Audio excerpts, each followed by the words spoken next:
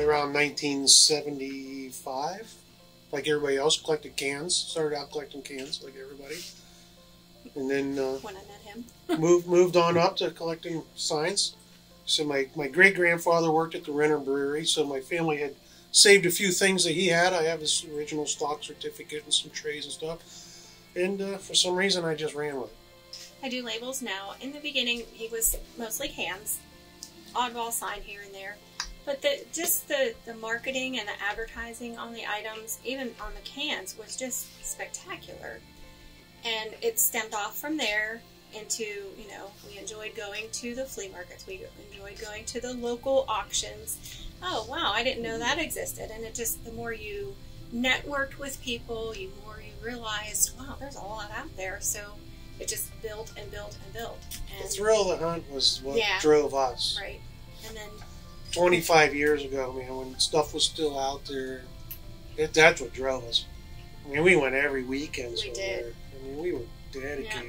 That was our favorite part of the hobby at the time. The flea markets. It was just the thrill of the hunt. Yeah. I'm into the local stuff mostly. I mean, but I don't know. There's no real way of picking. I couldn't tell you what my favorite thing is. I mean, it's just the prettier things I like.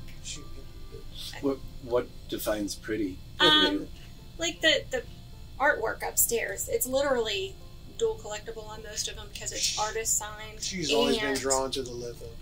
The lithos, you know, the women, the puppies, and the Victorians, and it's just gorgeous. You don't see that anymore. So a lot of talent went into that. It wasn't just, you know, mass produced. Some of them were one of a kind, five of a kind, you know, and they survived all these years. So that's what really brought it into the lithos for us. But they're all amazing. They all have a story. Yep. You know, like I told you the two stories about driving 12 hours one way, you know, to get a sign, 5 hours to get a sign. That was the thrill of the hunt. Anything from Youngstown, Ohio. It's the Renner Brewery, the Smith Brewery, Youngstown Brewing Company. I mean, that's the heart and soul of it. And it's the heart and soul. I mean, it's hard to find. You'd be hard to find anything anywhere from that brewery, unfortunately. Why is that? They didn't advertise a lot, and again, it was a steel mill. So in the 40s, I mean, anything made out of metal went to the war. You know, so to find anything in this area is hard, very, very difficult. My favorite one is the Indian, the tin upstairs. It had a story that the guy that I bought it off of in Breweriana. Great old German guy, barely spoke English. I wish I could remember his name. Yeah, I could come up with that. He really didn't want to sell it, but he was getting older and he was selling his stuff. And every show after that, he would say, you know, that Indian used to talk to me. Is it talking to you yet? And I'd be like, no. And he goes, well, you just have to have a couple more beers. He'll talk to you. But down the road, he passed. But I'll always remember that forever. But the story behind just the scene on it is amazing. Just that kind of camaraderie at the show was just, and somebody someday could explain to me the collector gene.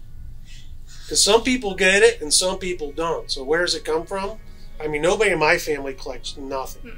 It's still part of history, though. Well, yeah, but you got to have that. You got to have that in your soul to want to do that. Even if you're not a collector, this is history. But there's a bunch of young kids. I'm telling you, I've been in contact with some young guys in the area, and I've been helping them, getting them stuff. And whenever I find something that's cheap, I move it along or give it to them. In fact, that's going to happen this weekend. I got a whole bunch of things I'm giving away. But I don't know. I mean, to find people that have the gene, that's the key. I mean, you ain't born with it. Well, maybe you are born with it, but I think you were. I collected crap since I went in woods and dug bottles when I was like, I don't know, 8 years old. Geez, I could tell you every sign in this basement, where we bought it, how much we paid for it. Well, I may have forgot some, but a lot of them. Yeah. Usually there was a story with the person you bought it from, too. Sure, just like the gentleman that I bought that off of. It was, you made a friend. Shows, you didn't just get a piece of Breweriana. You made a friend, too. Yeah. You know, so it went full circle.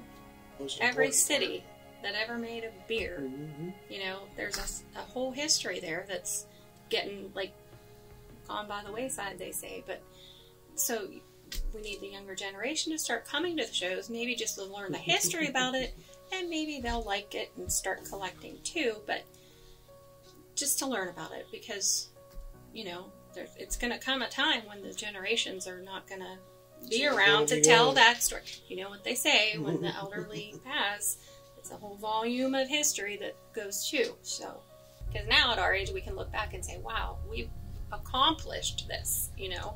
Because if we had to start this now, oh yeah, you'd be freaking up your eyeballs. Wouldn't be able to do it. Yeah. So.